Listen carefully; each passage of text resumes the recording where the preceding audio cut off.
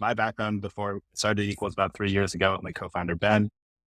Before that, spent about 10 years as an analyst myself, and did that primarily at a company called Intercom. Was there from 20 employees through 700 employees. And so Equals for me was my answer for what is the data tool that I wish had existed in those kind of 8 years in that journey. And the whole thesis behind Equals is that the spreadsheet's right. People want a spreadsheet.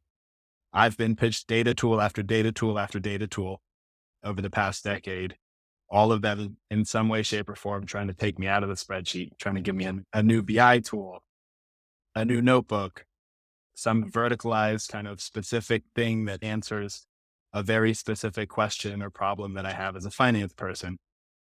Yet I always ended up back in a spreadsheet because I needed the flexibility and the kind of familiarity of that tool.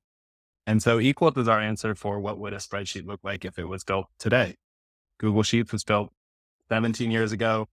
Excel was built almost 40 years ago. And so it's just true that if a spreadsheet were to be rebuilt today, one, it would be connected to all the places where you do analyses.